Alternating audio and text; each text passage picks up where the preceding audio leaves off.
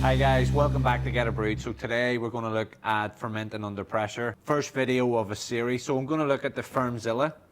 This is a 35 litre. It's available in two other sizes, 27 and 55 litre on the Geterbrewed website.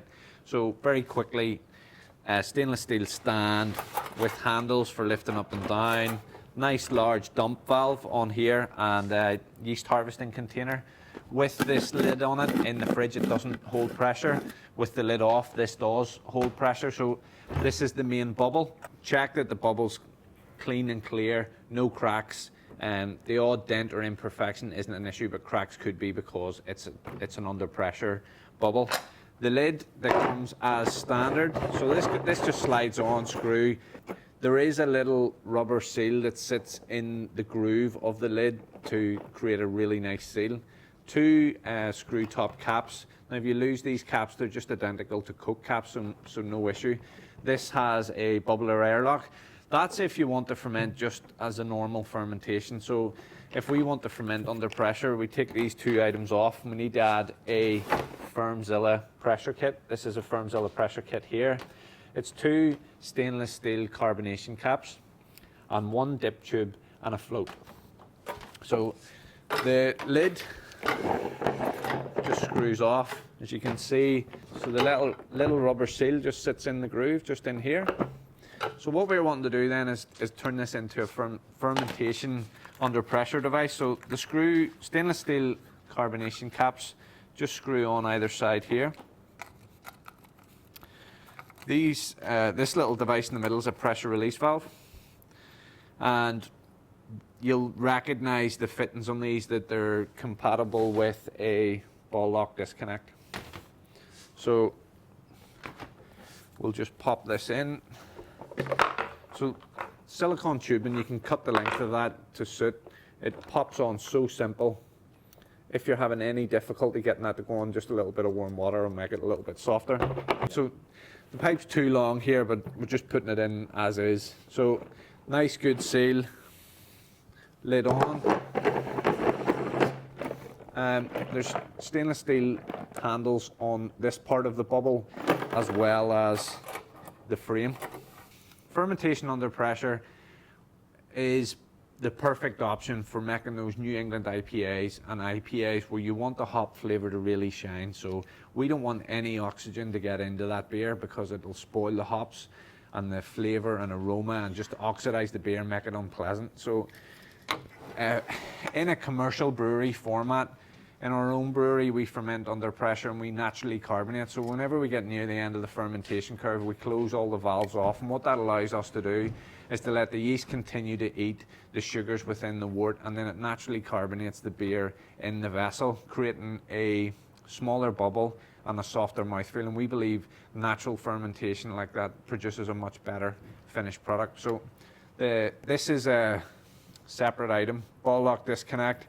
This is a separate item in comparison to the FermZilla starter kit. So the reason I'm adding this is that it allows you to ferment under pressure. So if you pop this on here, easily on, easily off, you can see here, this has all been PTF taped up. So this is adjustable, so you can watch your pressure here. So whenever you're looking at fermentation under pressure, what you can do is take the yeast and work at the higher end of the recommended temperatures so that you can ferment faster, more efficiently, and the beer will just turn around much quicker. It is possible to use Quebec yeasts and ferment under pressure in record time at high temperatures. It's also possible to use your normal strains of yeast and just check the temperature range, and you can work at that much higher end, top end of the range to turn things around much quicker. So we've got our FermZilla bubble, we've added our FermZilla pressure kit, we've added a ball lock disconnect, and we've added a 2-bar pressure release valve. That's us set up with a pressurized fermenter. So down here, nice lever, good, robust, really good quality dump valve and a yeast harvesting container. So if you want to attach this on, whenever you're crash cooling, you can open the dump valve, let the yeast drop in there, close the dump valve, put the lid on it, put it in the fridge. It allows you to reuse your yeast time and time again, obviously doing that before you dry hop. Now, If you're wanting to use this for dry hopping, again, the little coke caps on the side, these can be converted by buying the extra carbonation caps. That would then allow you to dry hop under pressure. So put your hops in here, carbonation caps on either side, ball lock connector, a little bit of CO2, flush it with CO2. That means that you can screw your yeast harvesting container on for use as a dry hop. This little tool is for tightening that. So if you're wanting to use this as a yeast harvesting vessel, so once that's screwed on, making sure your caps are on nice and tight, open the dump valve. What that'll do is open the butterfly valve there. It allows the yeast to collect down into the bottom. You can then close that off.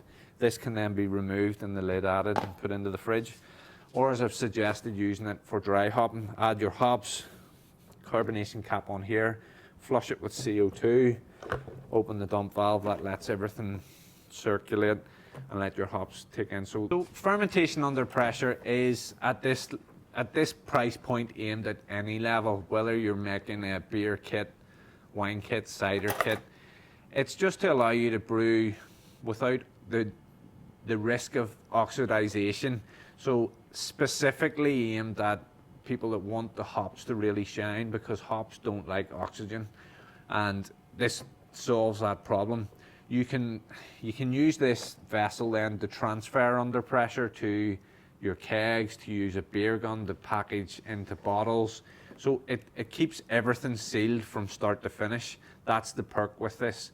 So don't think that it's beyond your understanding. Don't fear fermenting under pressure. This is safe if used correctly.